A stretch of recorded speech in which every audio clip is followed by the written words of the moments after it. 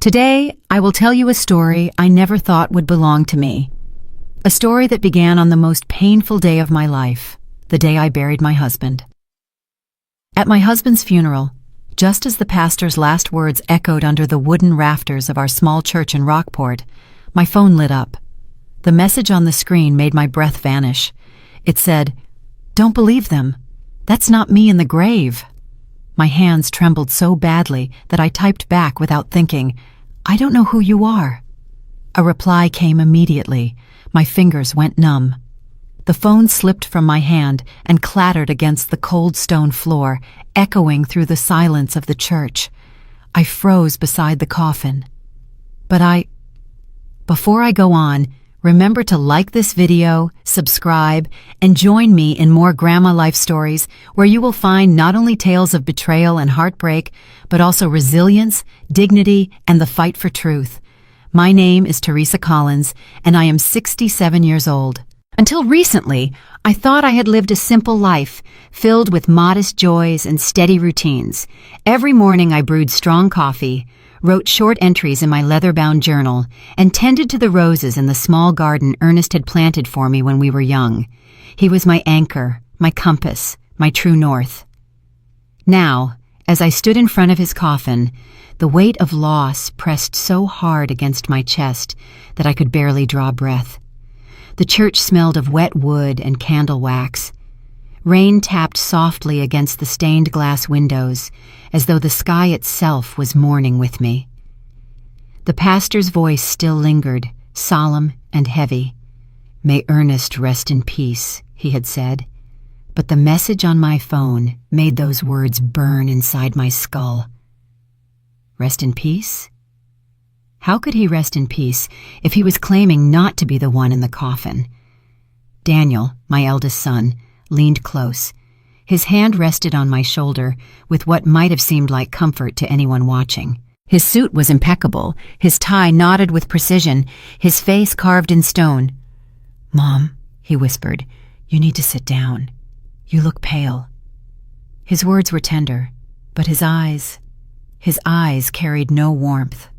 They were cold, calculating, like a lawyer assessing a case rather than a son grieving his father. On my other side stood Elena, his wife. She looked like she had stepped out of a glossy magazine, perfectly coiffed hair, dark dress fitted to perfection, and a veil draped just enough to add drama. Her lips curled into a smile that no grief could justify. Leaning toward me, she whispered with syrup in her voice, "Teresa, after this is over, you should think about moving into a retirement community.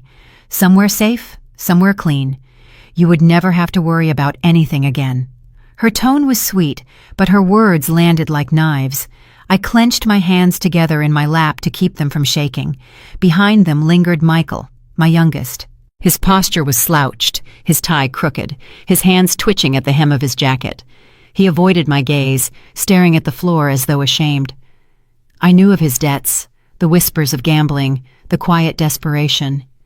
Yet he had never been cruel to me directly. That day, however, even his silence weighed heavily. He did not look at his father's coffin. He did not look at me. He only looked away, and that hurt more than I can say. I bent down, slowly retrieving my phone from the floor, afraid someone might see the messages that had shaken me to my core. I slipped it into my purse, forcing a faint smile for those around me. "I'm fine," I whispered, though nothing inside me felt fine. Inside me, suspicion had taken root, twisting like vines around my ribs. As mourners filed past, offering polite condolences, I could not shake the chill in my bones. The coffin before me looked too final, too ordinary, and yet my mind screamed with the possibility that Ernest was not inside. Could it be a cruel prank, a mistake, or something far darker? My thoughts raced back to the last time I saw Ernest alive. He had kissed me on the forehead, his hand rough but gentle, and said, "Teresa, take care of the roses while I'm gone today." It had been an ordinary morning, the kind that leaves no warning of disaster. Hours later, they told me a machine in his workshop had exploded. They said he was gone before I could even reach the hospital. Now, standing in the church, the words from my phone rang louder than the church bells. Don't believe them. That's not me in the grave. Who were they? My sons? My daughter-in-law? And if Ernest was alive somewhere, why couldn't he come to me directly? Why only these cryptic words sent in secret? Daniel guided me toward the pew, his grip firm, almost possessive. Mom, let us take care of everything from here. Dad would have wanted it that way. His voice was steady, but my heart recoiled at his certainty. Elena slid beside him, resting her hand on his arm, the picture of marital unity. Michael shuffled behind, avoiding the stares of the townsfolk who had gathered to say goodbye. As the final hymn filled the church, my eyes fell once more on the coffin. A bouquet of white lilies rested on top, their scent sharp and cloying. Ernest had always preferred roses. He once said lilies smelled too much like endings, while roses carried the promise of beginnings. That detail, small as it was, stabbed at me. Would Daniel or Elena have chosen lilies because they did not know, or did not care, what Ernest loved? When the last note of the organ faded, the pallbearers moved forward. My chest constricted. I could barely stand. Doris, my friend and neighbor, tried to take my hand, but I pulled away gently. I did not want her to feel the tremor in my bones. I walked out of that church with a storm inside me. I was supposed to be the grieving widow, quiet and fragile, accepting condolences and promises of support. But my grief had already been pierced by something sharper, suspicion. Ernest had once warned me that money could twist even the closest bonds. Now I wondered if those words had been prophecy. As rain fell harder outside, I lifted my face to the gray sky. The town of Rockport blurred before me, its harbor masts swaying in the distance. I felt as though I had stepped into a different life entirely, one where trust had cracked and shadows clung to every corner of my family. That night, I sat alone at my kitchen table, the phone before me, its screen dark. My cup of tea had gone cold, untouched. My hand hovered over the device, half afraid, half desperate, wondering if another message would come. Every tick of the clock was louder than my heartbeat. I thought about Ernest, about his laughter, his steady hands building furniture that outlived fashion trends, his love for the ordinary beauty of life. And I thought about the faces of my children, faces that now seemed like masks. When midnight came, I finally opened my journal and wrote one line, my handwriting shaking. If he is alive, I must find him. If he is not, then someone in this family is hiding the truth. That was the beginning. The moment when my sorrow turned into suspicion, when my silence became resolve. I did not know where the path would lead, but I knew this. I would not rest until I uncovered the truth. I can still see it so clearly, as if the tide had only just gone out yesterday. The shore of Rockport stretched quiet and endless, the gulls circling above, and the sea whispered secrets against the rocks. Ernest stood in his waders, strong shoulders bent toward our eldest son Daniel. He pressed the fishing rod into his small hands, guiding the line with a patience that could calm any storm. His voice carried softly over the waves. Greed takes everything, Daniel. Remember this. If you want more than you need, you will end up with nothing. Daniel's eyes were bright then, wide with innocence. He nodded eagerly, repeating back the lesson like a child repeating scripture. Don't be greedy. Take only what you need. His little smile mirrored Ernest's own, proud and gentle. I remember feeling a warmth so complete, I thought no shadow could ever reach us. Inside our kitchen, another memory takes root. Michael, younger, sat on the floor among wood shavings, holding a hammer too big for his hand. Ernest crouched beside him, showing how to steady the nail before striking. Michael's tongue stuck out in concentration, and when he missed, Ernest only chuckled and guided his hands again. Soon enough, the crooked frame of a toy car took shape. Michael clapped as if he had built a castle. Ernest swept both boys into his arms, their laughter rising like a hymn. And then, with that mischievous twinkle, he started humming the old church song we always sang on Sundays. The boys joined in, their small voices ringing through the house, while I stirred soup on the stove, the scent of thyme and onions filling the air. It was the sound of family. It was the sound of belonging. Those were the years I believed nothing could break us. We were not wealthy, but we had rituals that stitched our days together. Ernest worked at the shop until his hands blistered, yet he always came home in time for supper. I woke before dawn, brewed coffee, and wrote in my journal, the habit that kept my mind ordered in a world of chores. I tended my roses out back, each thorn and petal a reminder that beauty requires both care and resilience. To anyone else, it might have looked like a small life. But to me, it was a cathedral built of ordinary love. Time has its own way of bending people. When Daniel returned from law school, I thought I would burst with pride. He walked into the kitchen in a suit far too polished for our humble table. His briefcase thudded onto the worn linoleum, and he looked around with an expression I had never seen on my son before: disdain. "Mom, Dad, don't you ever get tired of living like this? Everything feels outdated.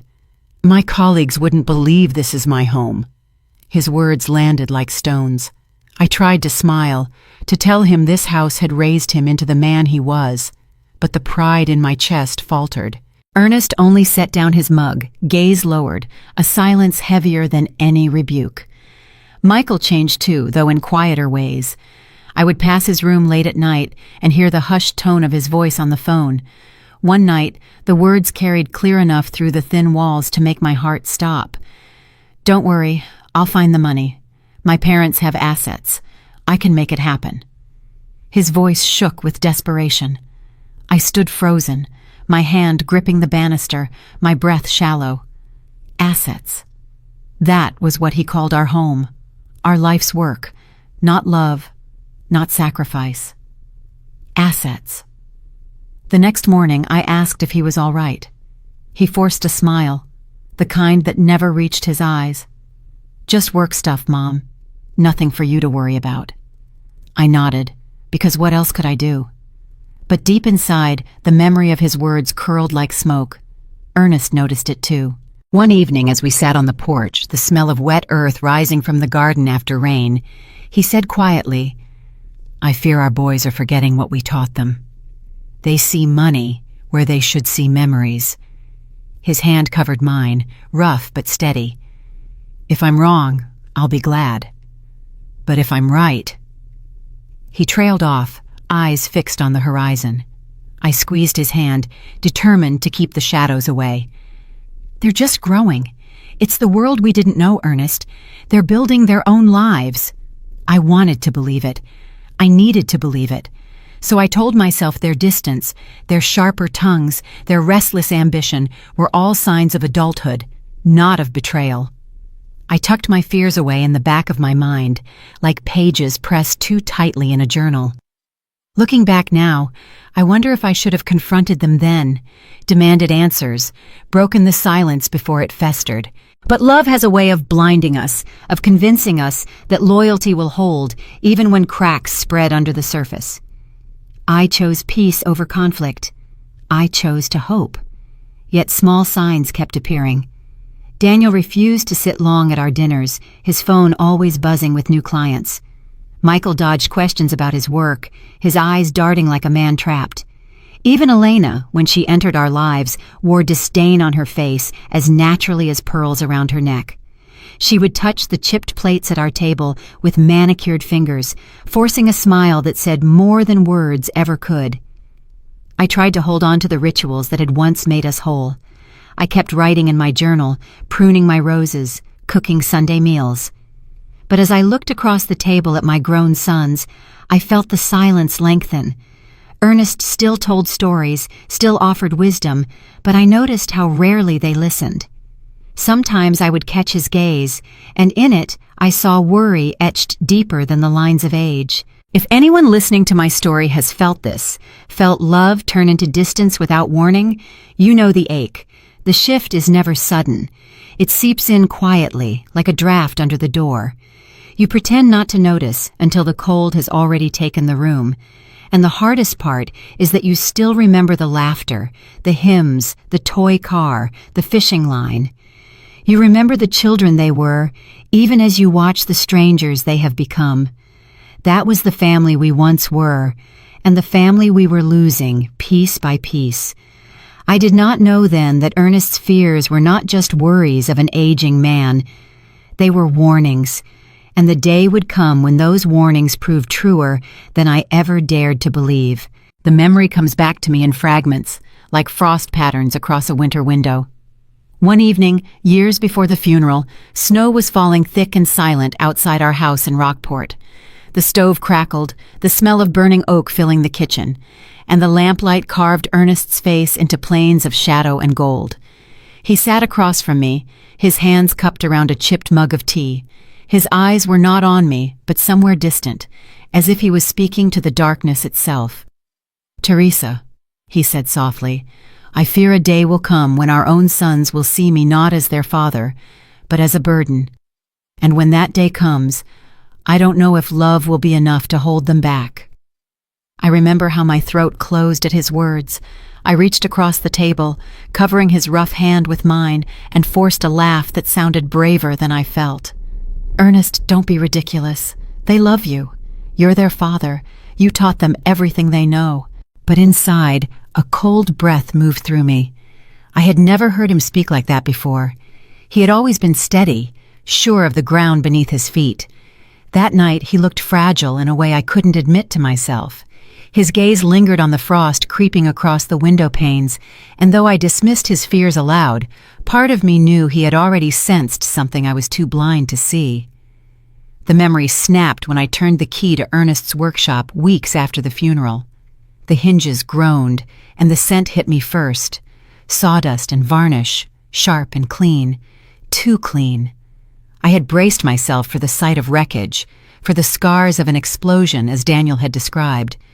But the workshop stood pristine, the air unnaturally still. The machines sat lined against the wall like obedient soldiers. The table saw, the lathe, the drill press, not a scratch, not a scorch mark. The wooden floorboards gleamed, swept spotless. If an explosion had truly torn through this room, there would be chaos, splinters, soot, something. Instead, it looked staged, as if Ernest had simply stepped out for lunch and might return at any moment. My heart thudded. I ran my hand along the workbench, tracing grooves Ernest had carved into the wood years ago. They were the only honest marks left. I whispered to the empty room, "What really happened to you, Ernest?" On the far side of the bench, a drawer stuck slightly ajar. My pulse quickened as I pulled it open. Inside lay his notebook, small, leather-bound, worn from years in his hands. I lifted it as if it were fragile glass. The first pages were filled with measurements, sketches of furniture he never had time to build. Then I turned, and my breath caught. His handwriting grew tighter, more uneven. "Daniel insists I take out more insurance, says it's for Teresa's security. But something doesn't sit right. Why now?" The words leapt from the page, black ink cutting into me. I turned another sheet. Elena came again. She says the workshop is a waste, that we should sell the property. She talks about retirement communities, about comfort, about safety. But I know her eyes. They are measuring value, not memories. The next entry was shorter, the pen strokes harsher. "Michael avoids me when I ask about money. He changes the subject, says he is too busy. His debts must be worse than he admits. I see guilt in his eyes, but no courage to face it." I pressed the notebook to my chest, as if holding it could bring Ernest's voice back into the room. My sons, our sons. The names I had once whispered with joy now felt like chains, dragging me deeper into suspicion. I sat on Ernest's stool, staring at the walls, lined with tools. Each chisel, each hammer, carried his touch, his care. This room was the truest reflection of him, honest, sturdy, enduring. And yet it held evidence that the family he had built with such love might have turned against him. The silence thickened until it felt suffocating. I imagined his last moments, not in an explosion, but in betrayal. I remembered the fear in his voice that winter night. One day, they will see me as a burden. He had been right. I ran my fingers along the edges of the notebook, my mind replaying conversations I had brushed aside. Daniel's careful words about planning for the future. Elena's suggestion that we would be safer in a better place. Michael's evasive laughter when asked about his finances. All of them cloaked in affection, in concern, but the words underneath whispered of calculation. I thought of the message at the funeral. Don't believe them, that's not me in the grave. If Ernest had known what was coming, if he had sensed the plot tightening around him, had he left this notebook for me to find? Was this his final way of warning me, of arming me with truth? I closed my eyes, inhaling the lingering scent of pine shavings, and felt the weight of choice press upon me. I could stay blind, comfort myself with the illusion that grief had twisted my perception. Or I could face what was clawing at the edges of my heart, that those I had raised with every ounce of my being might have been the architects of Ernest's end. The lamp above the workbench flickered, its light catching on the steel of Ernest's saw. I caught my reflection in the blade, lined face, tired eyes, but not broken. I realized then that my grief could not afford passivity. If Ernest had trusted me with his fears, with his words, then I owed him the truth, no matter how bitter it turned out to be. As I slid the notebook into my purse, I whispered again into the still air, I will not let them erase you. I will not let them turn you into a number on a page. The workshop door groaned as I closed it behind me. Outside, the wind cut sharp against my cheeks, carrying the salt of the harbor. The world looked the same, but nothing was the same. Ernest's fears were no longer just words in a winter night. They had become my reality. I walked back toward the house, my steps deliberate, my breath steady. For the first time since the funeral, I felt something stronger than sorrow taking root in me. Resolve. If the ones who were supposed to love us had built their lives on lies, then I would find the cracks. And when I did, I would tear the lies apart piece by piece. The knock on my front door came just as the kettle began to whistle. I wiped my hands on a dish towel, my palms already damp. When I opened the door, Daniel stood there, tall and perfectly pressed in his charcoal suit. Elena lingered half a step behind him, clutching a white box wrapped in ribbon, her perfume floating ahead of her like a practiced announcement. "Mom," Daniel said smoothly, his lawyer's cadence measured and warm, "we thought you might enjoy something sweet." Elena swept inside without waiting, her heels clicking against the wood floor. She placed the box on my table and opened it as though unveiling treasure. A neat row of delicate pastries gleamed under the kitchen light, far too perfect for this old house. "They're from Le Papillon downtown," she announced. "Only the best, and you deserve the best. Imagine having this kind of care every day, not just sweets, but meals, medical support, companionship, all in one place. The kind of flawless care you can't find here." Her words rolled off her tongue like honey glazed with steel. I poured tea into my own cup, deliberately not offering them any. "Flawless care," I repeated softly, watching the steam rise. "That's quite the phrase." Daniel cleared his throat and pulled out a chair, settling into it like he owned the space. "Mom, Elena just wants you to consider what's practical. A senior living community would give you safety, predictability. After everything you've been through, don't you think it's time?" My hand moved slowly, almost casually, to the leather notebook I had kept hidden since finding it in Ernest's shop. With deliberate care, I placed it on the table between us, the sound of its weight louder than the tick of the clock. "Do you know this?" I asked. The question hung there. Daniel's eyes flickered to the notebook, then back to me. He adjusted his tie as if it had suddenly tightened. "Dad signed those policies for you," he said too quickly, "for your security. You know how much he cared." I didn't blink. My voice was low, steady, the way Ernest's had been when he was most certain. "Security for me? Or convenience for you?" The silence that followed was dense, like fog pressing against glass. Elena reached across the table and clasped Daniel's hand, her manicured nails tightening against his skin. Her smile never faltered, but I saw the tremor in her jaw, the faint flicker of unease in her eyes. "You misunderstand," she said smoothly, though her voice carried a thin crack. "Daniel and I only want you to be safe. That's all. Safe. The word echoed like a bell struck wrong. I glanced down at the notebook again, at Ernest's handwriting etched in sharp strokes. Daniel insists I take out more insurance. The letters felt alive under my fingertips. I lifted my gaze back to them.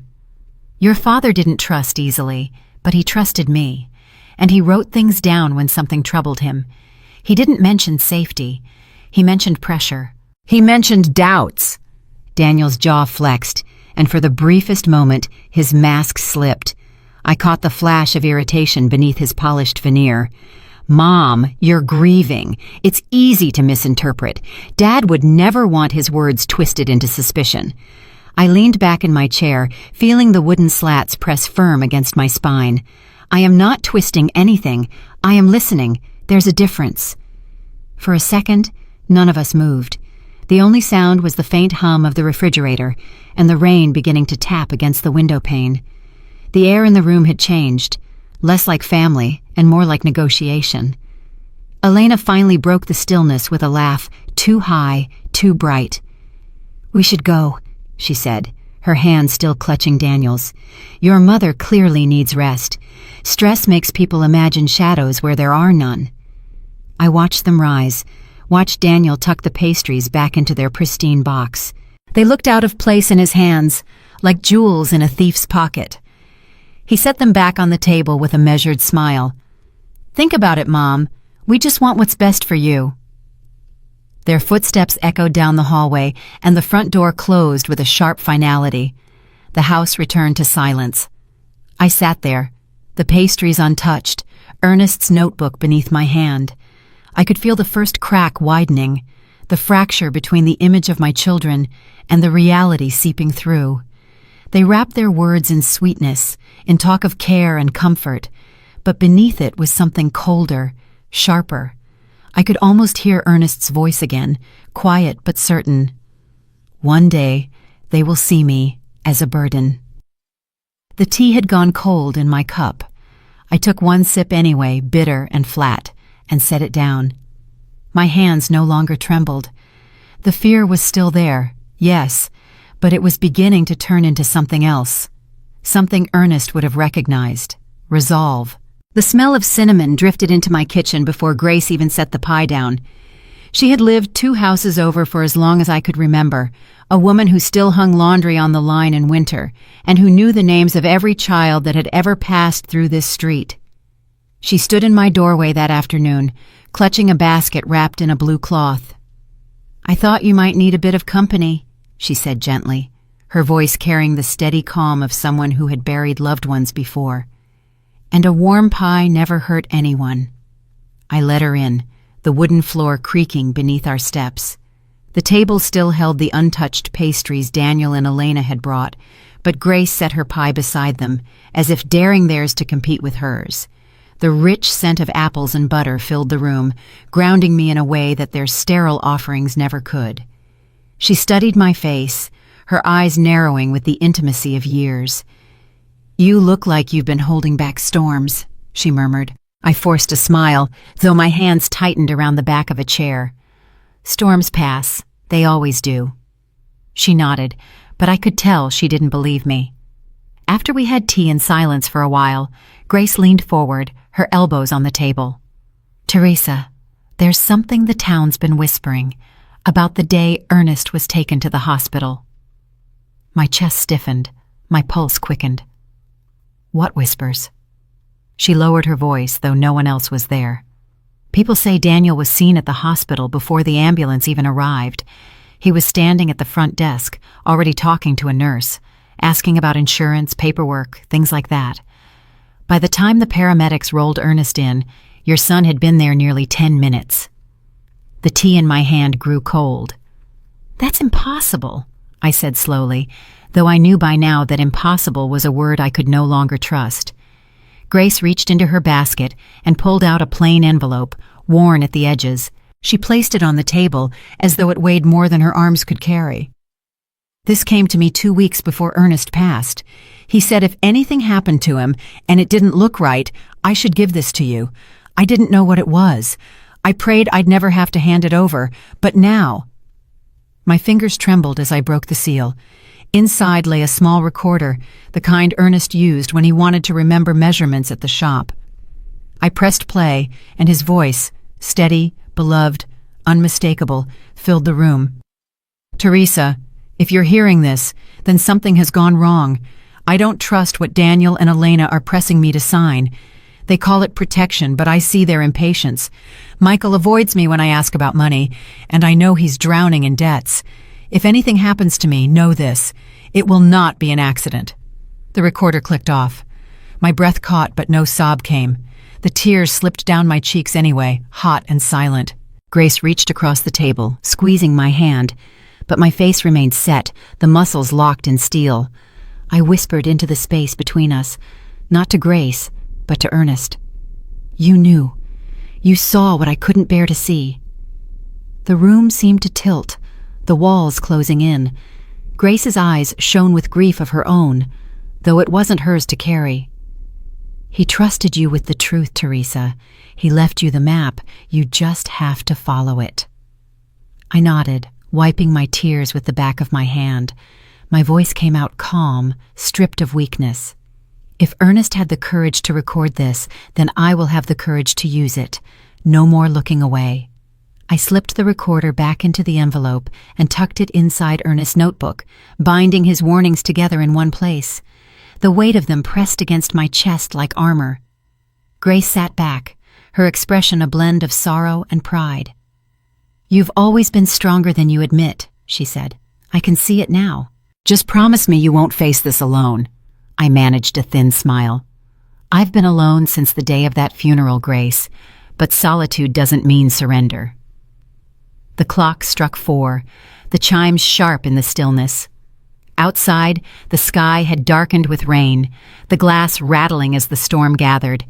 I felt the storm inside me answering, steady and unyielding. Daniel might cloak his schemes in smooth words.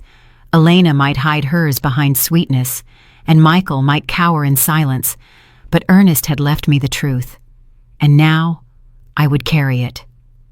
I closed my eyes for a brief moment, hearing his voice once more. "It will not be an accident." Then I opened them, sharper than before, and whispered, "I will not let you be erased." Grace patted my shoulder before leaving, her pie still warm on the table, filling the house with the scent of a home worth fighting for. The moment the door closed behind her, I locked it, drew the curtains, and sat in the quiet. My tears had dried, but my resolve had not. Ernest had handed me the first piece of the puzzle, and with it, the first undeniable crack had opened wide. The bell above the door of Rockport Savings jingled faintly as I stepped inside. The familiar scent of polished oak and old paper filled my nose. It had always been Ernest's place, not mine. He kept our accounts steady, our modest savings safe. I had trusted him, and by extension, I had trusted the quiet rhythm of this bank. But that day, my trust felt like glass, fragile, ready to shatter. Carter, the branch manager, rose from behind the counter. He had known Ernest since boyhood, a man with kind eyes and thinning hair that refused to stay combed. "Mrs. Whitaker," he greeted, his voice carrying sympathy. "I was so sorry to hear about Ernest. He was an honest man." I nodded, clutching my handbag close. "That's what I came to talk about. I need to see our records, Carter. Every withdrawal for the last 6 months." He blinked. "Of course, but may I ask why?" I met his gaze. My voice was steady, but the weight of my heart pressed on every word. "Because something doesn't add up." Minutes later, I was seated at a small wooden desk in his office, the blinds half drawn against the gray afternoon light. He slid a folder across the table. My hands trembled as I opened it, the faint scent of ink and paper rising like smoke from a hidden fire. There it was, line after line of withdrawals I had never known about. 1,000 in January, 3,000 in February, 4,000 in March. Numbers that bled across the page like wounds. I whispered, "He would have told me." Carter cleared his throat gently. The forms were signed Mrs. Whitaker, by Ernest himself. I leaned closer.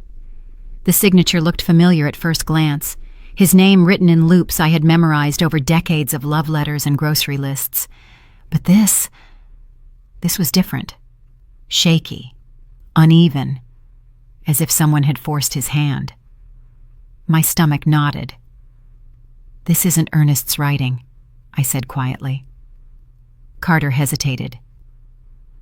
"Well, sometimes he came in with Daniel. He said his father had trouble reading the small print, that he was just helping." The words slammed into me like cold water. Daniel, always ready with a steady tone, a polished smile, helping. But Ernest never needed help. His eyes were sharp, even in his final years. He read the newspaper every morning, glasses perched on his nose, correcting typos aloud with a smirk.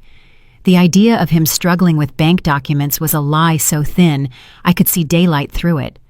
I closed the folder and sat back, staring at the ceiling fan, turning lazily above. My mind replayed an image I had tried to bury. Ernest by the fire last winter, his voice low, his eyes clouded with worry. "Teresa," he had said, his hand covering mine, "I'm not sure I can trust Daniel anymore.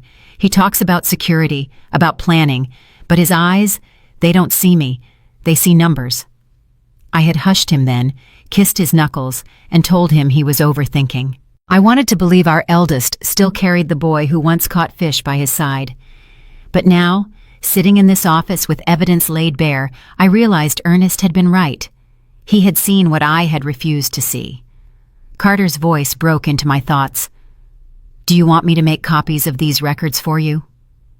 I looked at him, forcing my features into composure, though my chest burned. "Yes, every page. And Carter, don't tell Daniel I was here." He nodded solemnly. "Of course." As he made the copies, I traced Ernest's shaky signatures with my fingertip, each one another betrayal.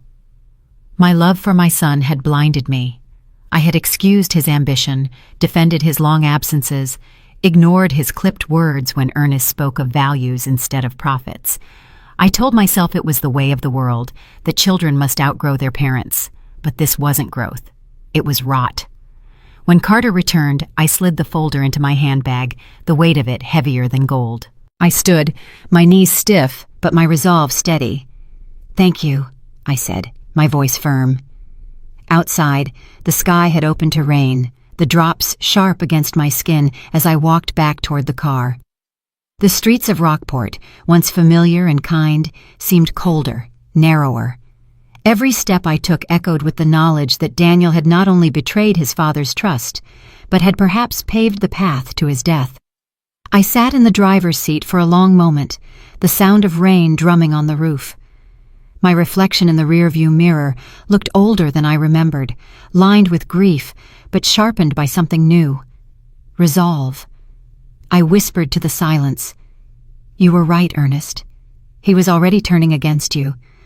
But he will not turn against me without a fight." In that instant, my suspicion hardened into something unbreakable. The pieces were aligning, the false accident, the insurance pressure, and now the forged withdrawals. My son's hands were not clean. I started the car, the engine growling to life. The rain blurred the road ahead, but I gripped the wheel tighter. Whatever storm was coming, I would meet it head on. That evening, I laid the bank records beside Ernest's notebook on the dining table. 2 testaments to his foresight and to my blindness. I lit a candle, its flame flickering against the pages, and promised myself I would not turn away again. The truth was no longer hidden in whispers or suspicions. It was written in ink, signed with a stolen hand, and now it burned in mine. And with it, my doubts finally transformed into determination.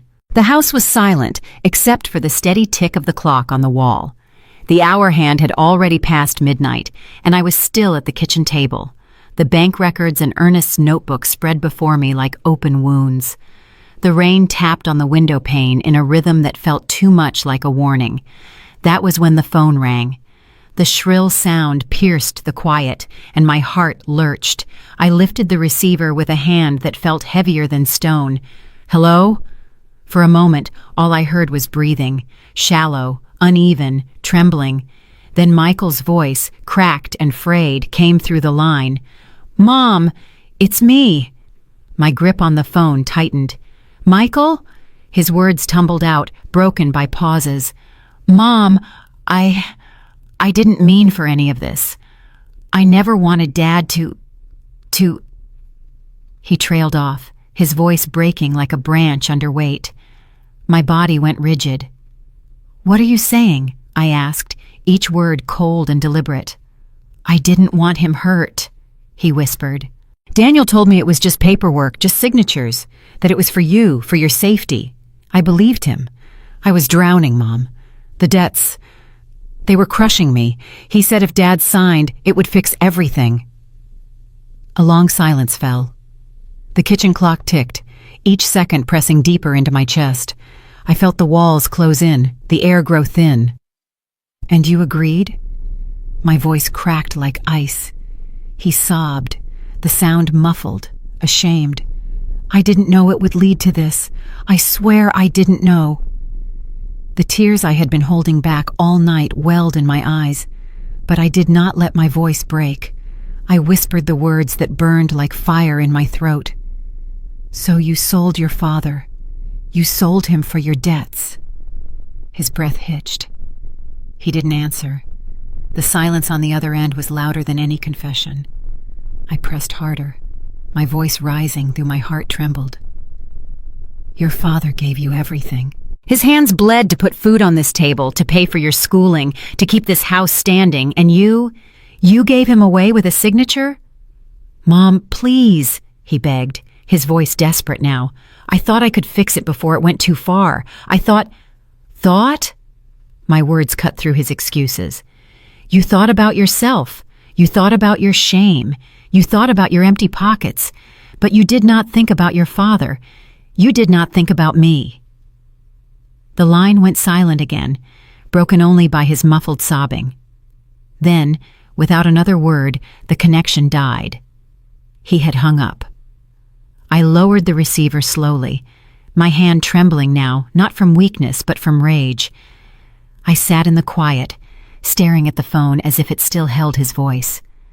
My tears slipped freely down my cheeks, but my face stayed hard, unmoving. I whispered into the empty kitchen, "You were right, Ernest. Even the weak can betray. Not with cruelty, but with cowardice." The rain outside grew heavier, lashing against the glass. My reflection in the window stared back at me, hollow-eyed, grief carved deep but framed with steel.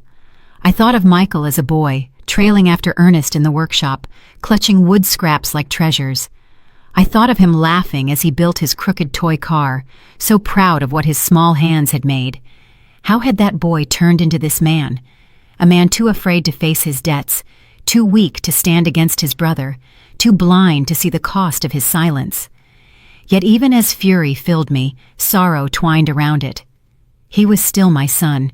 His voice on the phone had carried the weight of a child lost in the dark, reaching for a hand he no longer deserved. That was the cruelest part of betrayal. It carried a trace of love that made the wound deeper. I pressed my palm flat against Ernest's notebook on the table, grounding myself. The ink of his words seemed to pulse under my skin. "Michael avoids me when I ask about money. His debts must be worse than he admits." Ernest had seen it, long before I let myself believe. The storm outside raged on, the gutters overflowing, water streaming down the glass like veins of sorrow. I closed my eyes and breathed deeply. I could not let Michael's weakness break me. His cowardice only confirmed what I already knew. This was no accident, no misfortune. It was a plan, and my children were entangled in it. I rose from the table and walked to the front door. I opened it just enough to feel the cold rain against my face, sharp and bracing. I whispered into the storm, not sure if I was speaking to Ernest, to God, or to myself. I will not falter. Not now. Not ever. When I closed the door again, the house felt different.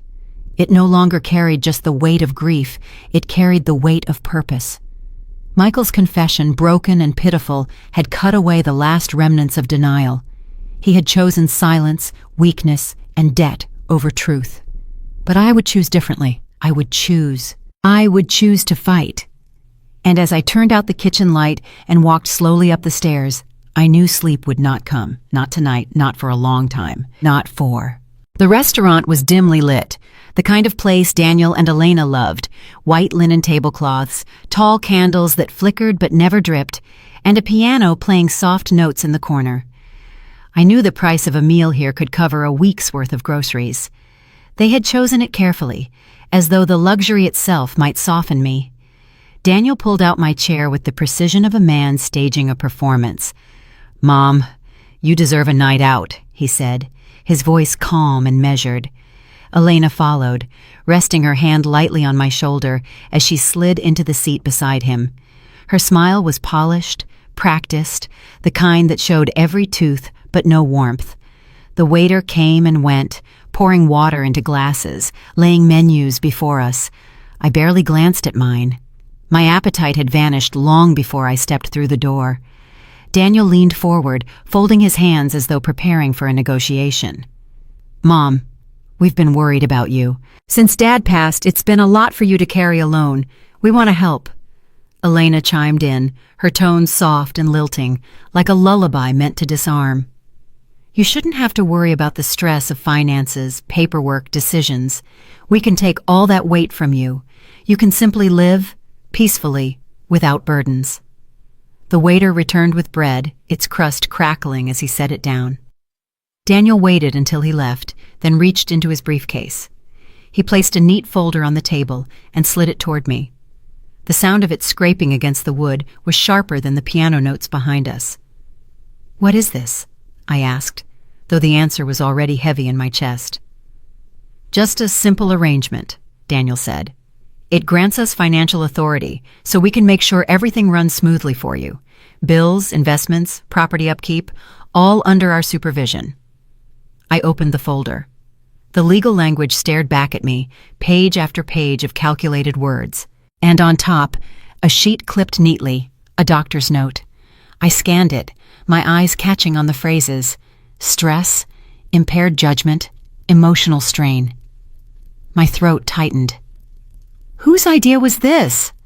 Elena leaned closer, her perfume sharp, almost suffocating. "Daniel consulted a doctor. It's only natural. You've been through so much. We just want you safe. We want to protect you." I placed the paper back onto the folder, my hand steady though my pulse hammered in my ears. "Protect me," I repeated quietly. Daniel's tone shifted, firmer now. "Mom, this is the logical step. We can't risk you making mistakes in your condition. Dad would have wanted you looked after." My eyes rose to his, and for a heartbeat I saw the boy he once was, sitting by the fire with Ernest, listening to lessons about honesty, about dignity. But that boy was gone. What sat across from me was a man sculpted by ambition, hardened by greed.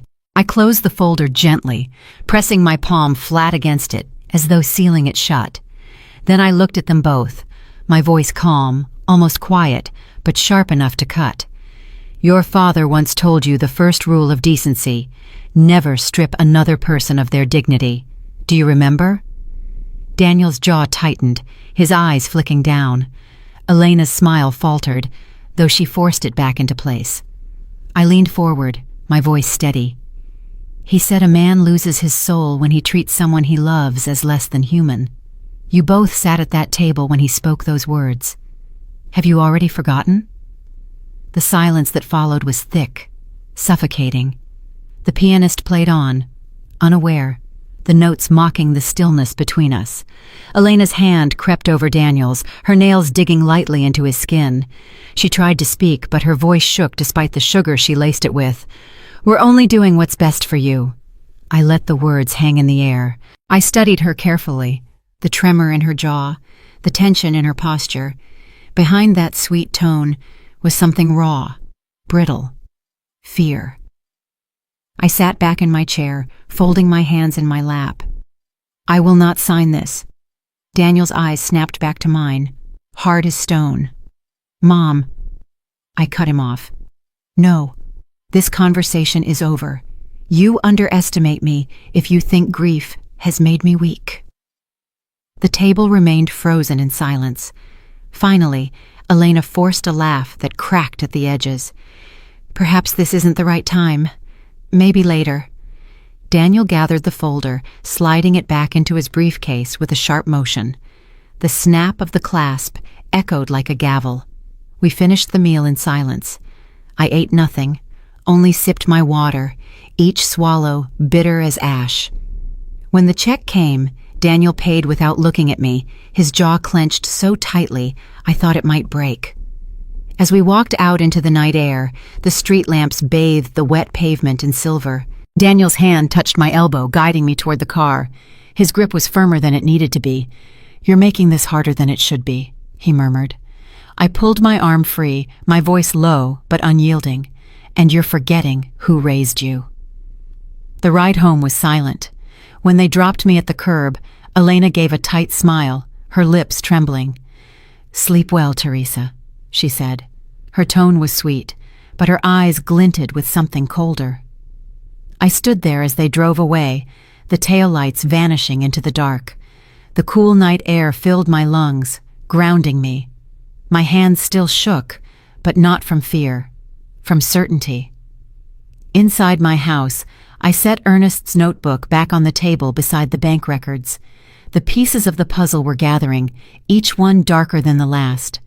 Their trap had been laid carefully, wrapped in care and honeyed words, but I had seen the cracks, and I whispered into the quiet room, "You taught me well, Ernest. I will not let them take what remains of us." The message came just as dawn broke, the sky a bruised purple above Rockport.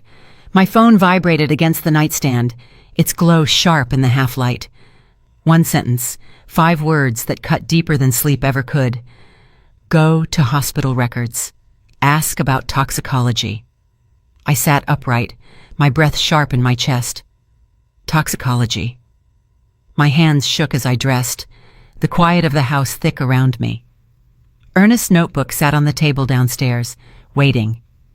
I pressed it once against my chest before leaving, like armor.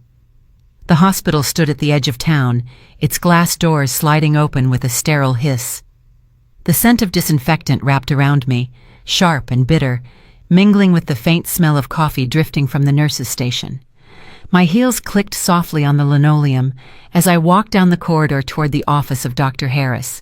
He had been Ernest's attending physician that night, a man in his late 50s, with thinning hair and spectacles perched too close to the end of his nose. He looked up from his desk as I entered, his eyes widening with recognition. "Mrs. Whitaker," he said cautiously, standing. "I was, very sorry for your loss. Ernest was a fine man." I nodded, but did not sit. "Doctor, I need to see his records." He shifted uncomfortably, tugging at his collar. "I'm not sure what you mean. The case was straightforward. A tragic accident at his workshop." I placed my hands flat on his desk, leaning forward just enough to make my presence undeniable. "Show me the toxicology report." For a moment, his eyes flicked to the file cabinet behind him, then quickly back to me. "That's confidential, Mrs. Whitaker. I can't." I reached into my purse and pulled out the recorder Grace had given me. I pressed play. Ernest's voice filled the small office, steady even in its warning. "If anything happens to me, know this. It will not be an accident." The color drained from Harris's face. His shoulders slumped as though the weight he had been carrying finally pressed him into the chair. He took off his glasses and rubbed the bridge of his nose. "Mrs. Whitaker," he said slowly, "you don't understand the position I was in. Daniel came to me before you even arrived at the hospital. He told me it was important to protect you, that releasing certain details would only cause harm. He insisted I mark the cause as accidental trauma." My throat tightened, but my voice stayed calm. "And what details did you hide?" He opened the cabinet, hands trembling now, and pulled out a manila folder. He slid it across the desk, his eyes fixed on the floor. I opened it, and the words leapt at me like fire. Methanol. Traces consistent with ingestion. Lethal levels present. The letters blurred as tears filled my eyes, but my face remained steel. I whispered the truth aloud, my voice cracking but unyielding. "He didn't die in an accident. He was poisoned, doctor. Harris closed his eyes, as if he could not bear to see me. I didn't want to sign it, but Daniel, he's persuasive. He said it was for the family, that you wouldn't want details like that made public. He made it sound like kindness. Kindness? The word left my lips sharp as glass. There's nothing kind in hiding murder. Silence spread between us, heavy and suffocating. The only sound was the faint hum of the fluorescent light above. I looked down at Ernest's name written across the report, the ink cold and merciless. For a moment, grief swelled inside me like a wave, threatening to break me open. My hands shook, and tears slipped down my cheeks, hot and relentless. But my jaw stayed set, my body rigid against collapse.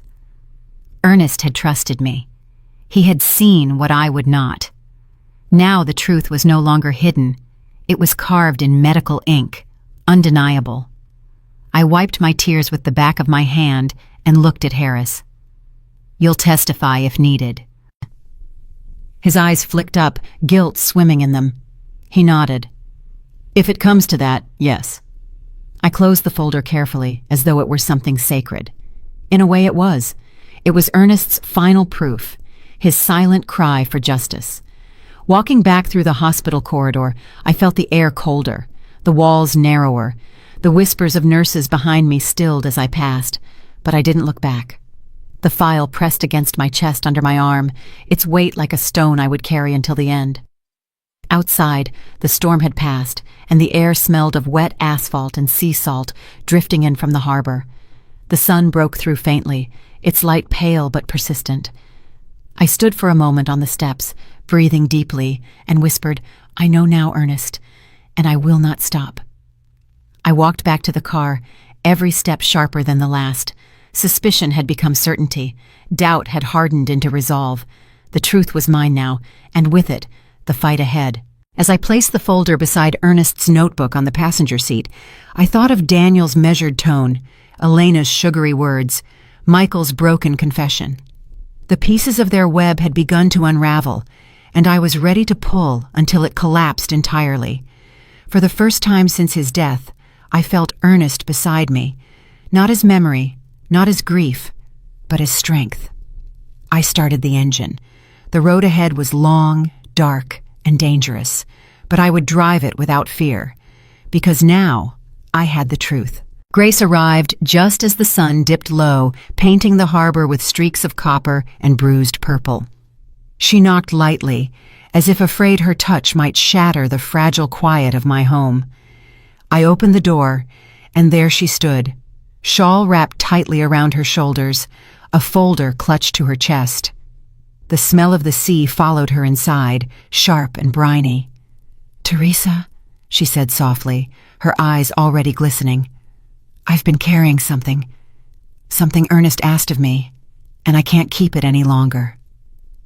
We sat at the kitchen table, the same one where Ernest had once read his newspaper, where our boys had spilled milk and laughed so hard the walls shook. Grace placed the folder between us with careful hands. "I never told you," she began, her voice trembling.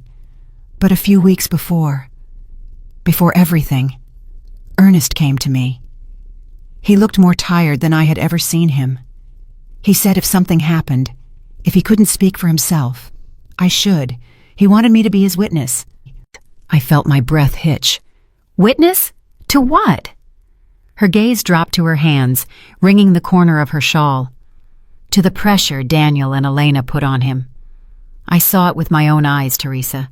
They came by one evening while I was bringing back his tools I'd borrowed. They didn't see me at first, but I heard their voices through the open window. Elena's tone was all sugar, but her words cut. She told him he was being selfish, that keeping the workshop was clinging to the past. Daniel pushed harder. He had papers in his hand. He told Ernest he was making things harder for you, that if he really loved you, he would sign. My chest clenched. I could almost see the scene.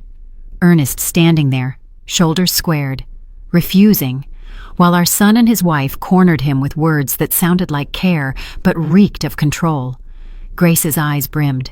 He turned them away that night, But afterward, he told me he feared it was only the beginning. He said, "If I fall, Grace, it won't be an accident. Tell Teresa she must not let them bury the truth with me." The room seemed to tilt. I gripped the table to steady myself, my nails pressing into the wood. "He said those words?" She nodded. "Yes, and I swore to him I would tell you." But then, he was gone before I could. I thought, maybe I was overreacting. Maybe it was just grief talking. But now, seeing what you've uncovered, I know it was real. I closed my eyes. For a moment, grief and fury warred inside me, twisting together until I couldn't separate them. Ernest had known. He had trusted Grace to be his voice when mine still clung to denial. I opened my eyes again and stared at the folder she had brought. Inside were her written notes, dated in her careful cursive. She had documented what she saw and heard, as if she knew one day someone would need the proof. I reached across the table, laying my hand over hers. "You did right, Grace. More than right. You gave me back his voice." Her lips trembled. "But what will you do now?" I drew the folder closer, placing it beside Ernest's notebook and the hospital records already stacked neatly. The evidence grew, piece by piece, until it felt less like sorrow and more like a shield.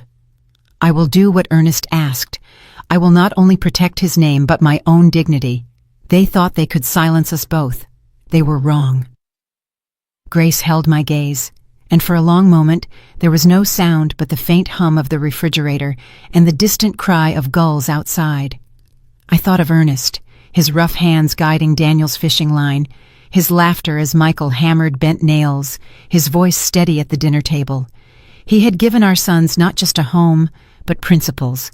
And now those very sons, with their fear and ambition, had twisted those principles into chains. But chains could be broken. I felt the steel inside me harden. This fight was no longer only about Ernest. It was about me, about the life I still carried, about the roses I still tended in the yard. It was about the promise that no one, not even my own blood, would strip me of my worth.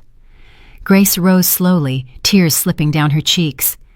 She bent and pressed a kiss to my temple, whispering, "You have more strength than you know, Teresa.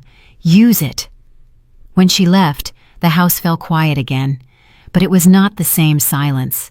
It was fuller, heavier, pulsing with the voices of those who had tried to reach me, Ernest with his notebook, Grace with her testimony, even Michael with his cowardly confession. They were pieces of a truth that could no longer be ignored. I lit a candle and placed it beside the growing stack of evidence. The flame flickered, casting long shadows across the table. I whispered to the empty room, to Ernest, to myself, "This is no longer about survival. This is about justice." The words settled in the air, unshakable. That night, as the candle burned low and the house lay wrapped in silence, I felt something shift deep inside me. Grief still pulsed through every vein, but it had transformed into something sharper, steadier, a vow. I would not let them win, not with lies, not with forged signatures, not with poisoned cups or honeyed words. Ernest's legacy and my own dignity would not be buried in silence. They had awakened something in me they could never contain. The knock came on a Sunday morning, just as the church bells in Rockport began to toll. I had been pruning roses in the back garden, the smell of damp soil clinging to my hands when I heard it. A heavy, deliberate knock, 3 beats that carried weight rather than courtesy. I wiped my hands on my apron and opened the door. Daniel stood there, tall and polished in a navy suit, a bouquet of lilies in his hands. Their fragrance hit me sharply, sweet but suffocating, and I remembered Ernest's words, "Lilies smell too much like endings." "Mom," Daniel said, his voice low and solemn, the way a lawyer addresses a grieving client, "we only want to take care of you. Please let us handle things. We just want what's best for you." His words dripped with practiced sorrow, but his eyes flickered with calculation. Behind him, Elena appeared, wrapped in a silk scarf, her face arranged in delicate sadness. She stepped forward, her voice trembling as though rehearsed. "We worry about you being alone in this big house. We don't want you to feel lonely, abandoned. That's our only fear." Her hand brushed at her cheek, but no tears came. The performance was flawless, almost. I stood in the doorway, letting their words hang in the air. My voice, when it came, was steady and sharp. "Best for me, or best for you?" Daniel's jaw clenched, but his expression didn't break. He lowered his eyes briefly, a gesture of false humility. "Mom, you misjudge us. We've given everything to make sure you're safe. You've been through so much. Let us carry the rest." I let the silence stretch until it grew heavy. Then I opened the door wider, gesturing for them to come in. "Very well, come in. Let's talk where Ernest once sat and told you stories about integrity. Perhaps you'll remember." We moved into the living room. The afternoon light filtered through lace curtains, casting patterns across the floor. Daniel placed the lilies on the coffee table, as if they belonged there. I watched him carefully, remembering the bank records with his forged hand, the doctor who had bent to his will. I sat in Ernest's old armchair, my back straight, my hands folded calmly in my lap. "You say you want what's best for me. Then answer me this. When you pressured your father to sign policies, when you told him his workshop was a waste, when you sat in that hospital before the ambulance even arrived, was that for me too?" Daniel's face stilled, the mask holding but the cracks beginning to show. "Where are you hearing this?" he asked softly, his voice too careful. I tilted my head, my gaze unwavering. "Truth doesn't need to introduce itself, Daniel. It always finds its way to the surface." Elena leaned forward suddenly, her voice breaking into a practiced sob. "Teresa, please. We only did what we thought was right. You're imagining shadows where there is light. We're not your enemies. We're your family." But as she spoke, her hand clutched Daniel's too tightly, the knuckles whitening. Her eyes darted, just for a moment, toward the lilies, as if she regretted bringing them.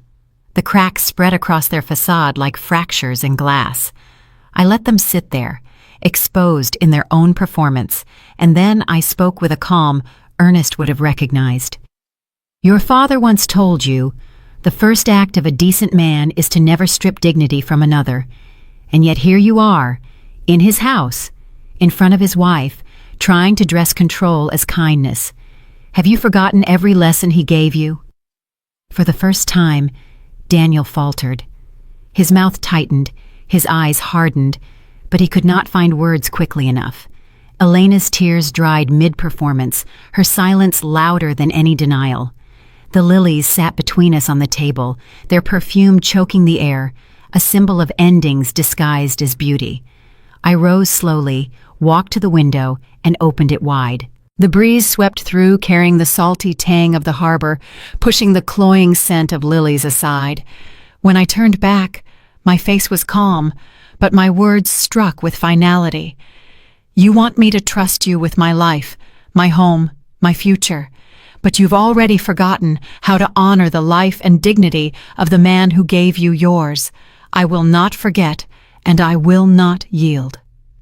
The silence that followed was suffocating. Daniel's mask had not shattered yet, but the cracks were plain enough for me to see.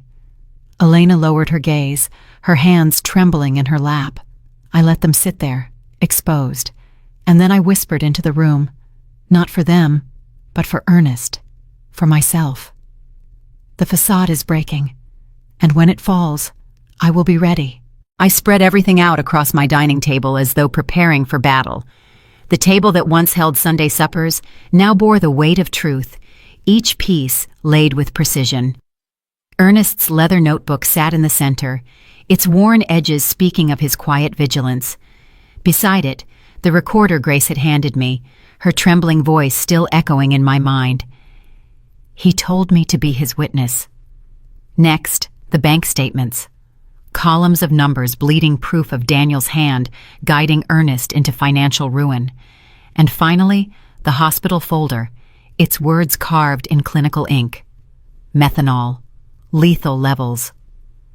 The candle flickered at the edge of the table, the wax spilling like hours wasted in grief. I pressed my palms flat against the wood, leaning over the evidence. Ernest had left me the map. Grace had given me the key. Even Michael's broken sobs had offered me a fragment of truth. Now, for the first time, I could see the full shape of it. Not shadows, not suspicions, proof. I gathered the files into a neat stack, slid them into a satchel Ernest had once used to carry blueprints to town meetings. The leather was stiff with age, but it felt right, like I was carrying him with me. My hands did not tremble. The Rockport police station sat at the edge of Main Street, a brick building softened by ivy crawling up its walls. Inside, the air carried the faint smell of coffee grounds and polished floors. The sound of typewriters clacking mixed with the low murmur of voices. I walked past the desks, the weight of the satchel pulling at my shoulder, until I reached the glass door marked Sheriff O'Connor. He looked up as I entered, surprise flickering across his weathered face. A tall man with silver at his temples, he had known Ernest since their school days. He rose to greet me, his voice warm but cautious. "Teresa, I didn't expect to see you here. Please, sit." I lowered myself into the chair opposite his desk and set the satchel down with deliberate care. "I'm here because I cannot carry this alone anymore." His brows furrowed as I slid the contents across the desk one by one, first the notebook, then the recorder, then the bank records, and finally the toxicology report. His fingers hovered above each item, his eyes scanning, his expression hardening with every page. The room grew heavy with silence as he read. The hum of the ceiling fan seemed louder than before, each rotation marking the passage of truth into his hands. Finally, he leaned back in his chair, exhaling sharply. "My God," he whispered. "Teresa, this isn't grief talking. This is evidence." I nodded once. Ernest saw what I could not. They dressed control as care, greed as protection. He warned me, and now he is gone because I ignored the signs. O'Connor's jaw clenched, his hands folding tightly on the desk. Daniel, Elena, even Michael by the looks of it. My throat ached, but my voice stayed steady. "They are my blood, but blood does not absolve sin. Ernest deserves justice, and I deserve the dignity they tried to strip from me." He studied me for a long moment, the weight of his duty pressing into the lines of his face. "This won't be easy. They're smart. They'll deny. They'll twist. But with this..." He tapped the toxicology report, then the recorder. "This is enough to start a case." For the first time since Ernest's funeral, my chest loosened, just slightly. It was not victory, but it was a path, a line of light in the fog. "I don't want vengeance," I said quietly, the words catching in my throat. "I want truth. I want Ernest's name cleared. I want them to stand in the light of what they've done."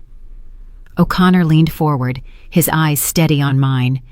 "You have my word, Teresa. We will not let this be buried, but you must be ready. They'll fight back, harder than you've ever seen." I met his gaze without flinching.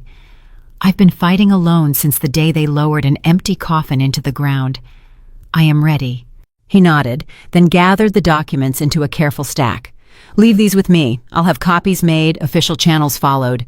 Discretion is key until we know more." As he spoke, I glanced at the framed photographs on his wall, faces of officers long retired, medals from years past. Among them, a picture of him and Ernest at a fishing tournament, grinning like boys. For a moment, the ache returned, sharp and raw.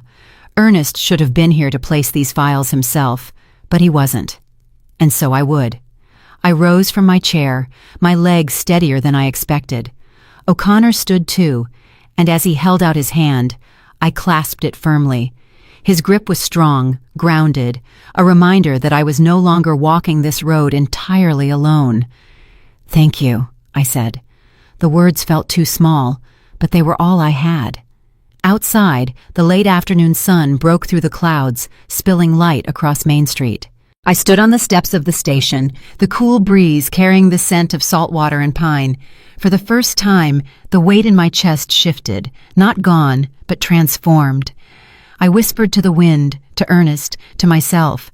The road is clear now. Justice is no longer a dream. It is a direction. And with that, I walked forward. The news broke on a Tuesday morning, sharp as shattered glass. Rockport streets were lined with maple leaves turned copper in the wind, and yet all color seemed drained when the sirens pierced through town. I heard them first, low at a distance, growing louder until the wail reverberated off brick walls and glass shop fronts. Daniel had always loved his office downtown.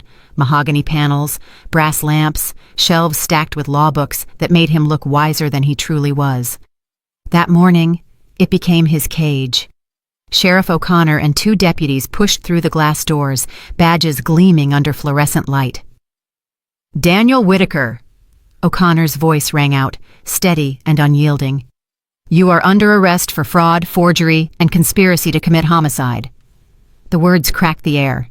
His assistants froze mid-step, papers falling from their hands. Daniel looked up from behind his desk, composed for half a second too long, then stood abruptly, his chair scraping back. "This is absurd," he barked, his lawyer's tone rising like a shield. "You don't understand. This is a mistake." But the deputies closed in. The cuffs clicked, metal against flesh, a sound that silenced the entire office. For the first time, Daniel's mask faltered. His jaw tightened, his eyes flared with panic before narrowing into rage. Outside, Elena screamed. She had followed the patrol car, her heels striking the pavement like gunfire. She lunged toward Daniel as they led him down the steps, her voice shrill enough to turn heads up and down Main Street. "You can't take him! He's innocent! This is his mother's doing! She's delusional! She's poisoned with grief!" She clung to his arm until a deputy pulled her back. Her silk scarf slipped from her shoulders, falling to the ground like a discarded banner. Her face, streaked with smeared mascara, twisted between fury and fear. At the edge of the crowd stood Michael. His body sagged against a lamppost, pale as paper. He rubbed his hands over his face, muttering words no one could hear. When an officer turned toward him, he raised his arms instinctively, his voice breaking. "I didn't mean for any of this. I didn't know it would go this far." The crowd gasped. Rockport was a small town, built on handshakes and church bells, where Ernest's name had always been spoken with respect. Neighbors gathered on the sidewalks, whispering sharply, their disbelief spilling into words. "I can't believe it. Ernest's son? They said Daniel was at the hospital before the ambulance. And Michael, Lord help us, how could he stand by?" I heard their voices as clearly as if I stood among them, but I was not there. I was at home, by the front window, the lace curtain gathered in my hand. From my vantage, I watched the police car crawl down our street, Daniel inside, his profile hard and unrepentant.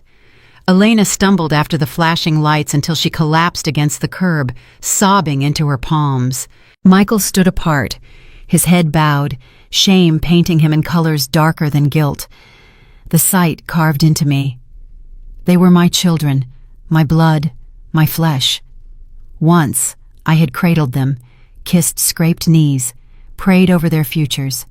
And now, I watched them being carried away in chains of their own making. The pain was sharp, but it did not break me. It was the kind of ache Ernest had feared, the prophecy he had spoken by the fire one winter night. One day our children may see us as burdens. He had been right. I pressed my forehead against the cool glass, my tears leaving faint streaks across the pane. Yet my spine remained straight, my breath steady. Sorrow ran through me like a river, but beneath it was stone, unyielding, resolute. "They chose this path," I whispered, my voice low, only for Ernest and myself, "and I chose to uncover it." The neighbors' whispers outside swelled, their shock traveling like wildfire through town. Rockport would never forget this day, the day Ernest's children fell from grace. But I knew it was more than gossip. It was justice beginning to breathe. As the car turned the corner and disappeared, I let the curtain fall back into place. The house fell quiet again, filled with the scent of roses from the garden, the faint echo of sirens still lingering in the air. I closed my eyes and pressed a hand against Ernest's notebook on the windowsill. For the first time, I felt not only his absence, but his vindication. Yes, the pain was unbearable, but pain was not the end. It was the proof of love and the price of justice. And as the silence deepened, I stood straighter, whispering into the stillness. They thought they buried you, Ernest, but today they buried themselves. The courthouse in Rockport had never seen such a crowd. Reporters lined the steps, cameras flashing, their voices rising like gulls fighting over scraps. The townsfolk gathered in clusters, whispering the name that filled every headline: the Rockport case.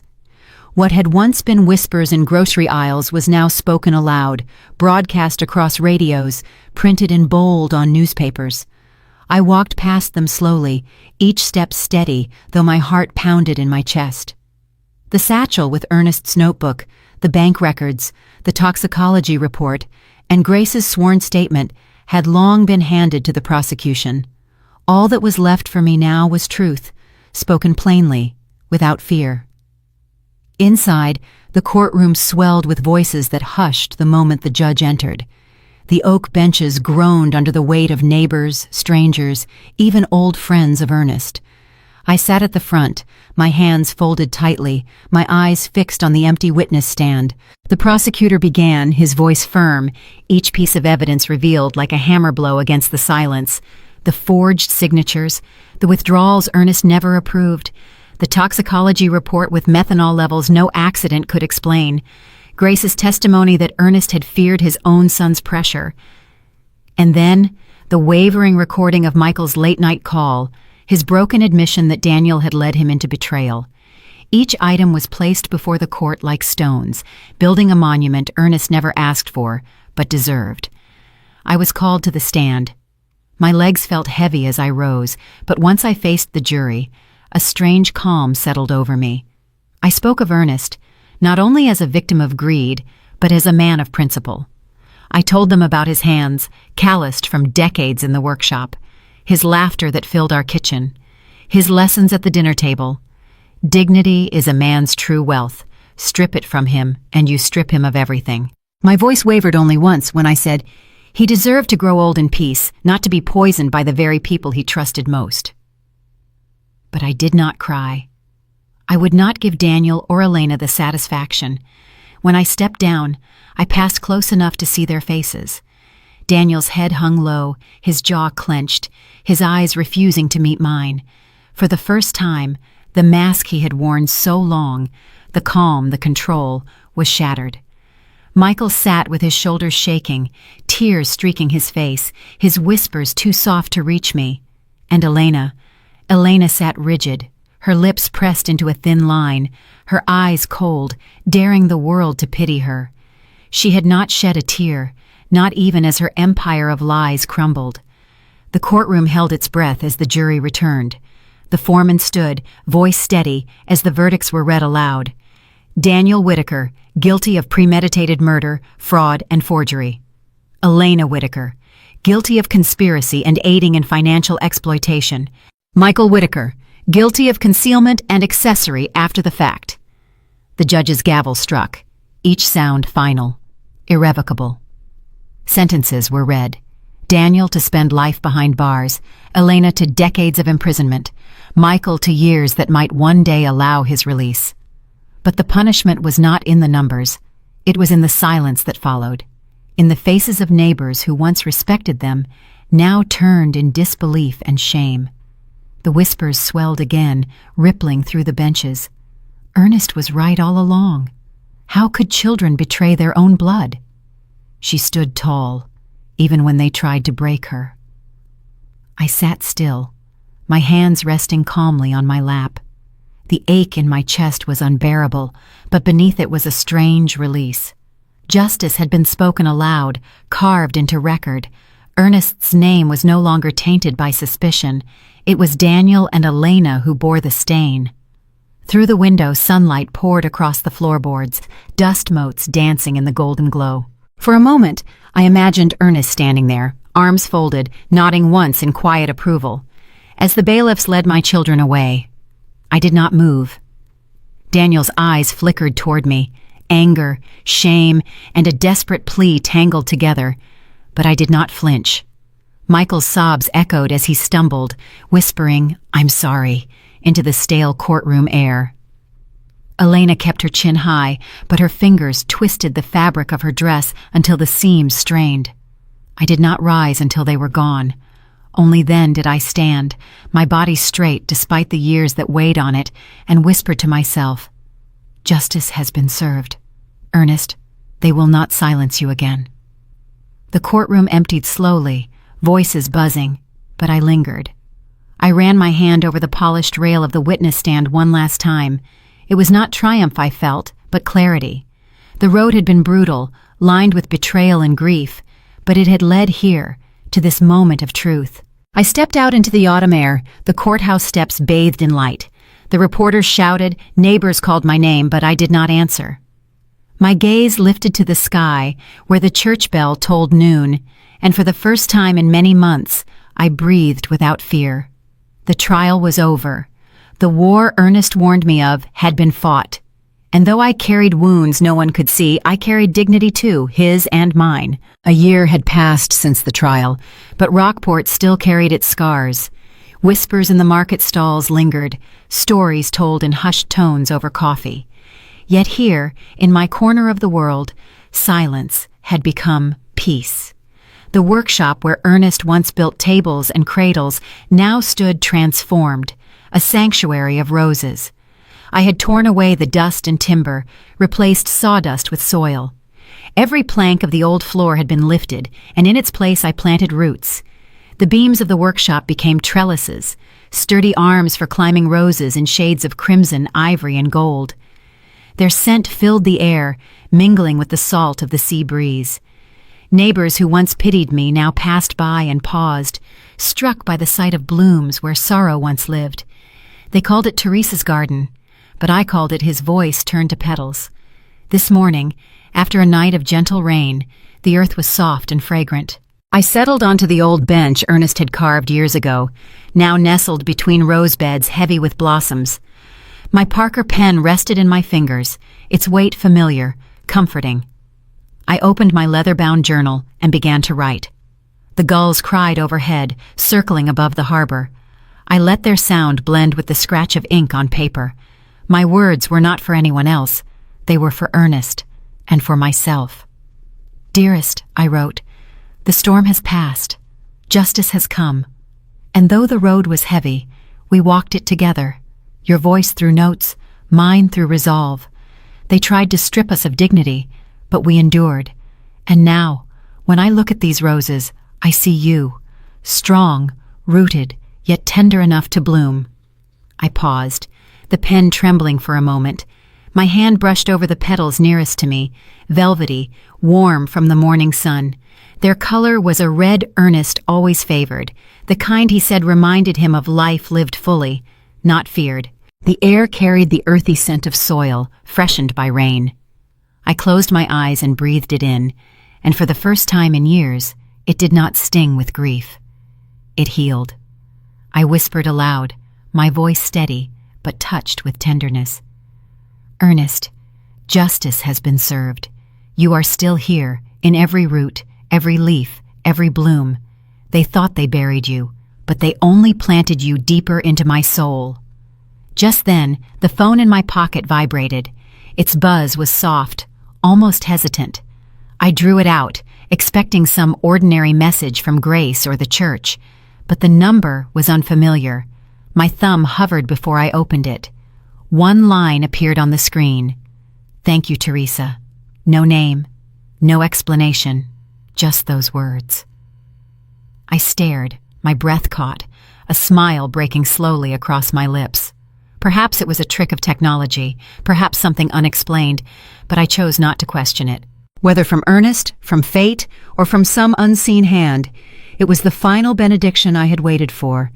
I set the phone aside and poured myself a cup of tea from the thermos beside me. Steam rose, carrying the scent of chamomile. I lifted it to my lips, the warmth spreading through me as the late afternoon sun dipped lower, casting long golden rays across the garden. Shadows stretched, soft and gentle, like arms of light wrapping around me. For the first time in a long while, I smiled without restraint. The kind of smile that came not from victory, but from peace. I closed my journal, capped my pen, and set them on the bench beside me. The roses swayed lightly in the breeze, their petals catching the sun, until they seemed to glow. I whispered once more, certain the wind would carry it where it needed to go.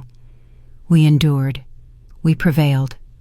And now, I rest. The day slipped toward evening, and in that quiet descent, I felt something greater than sorrow or triumph.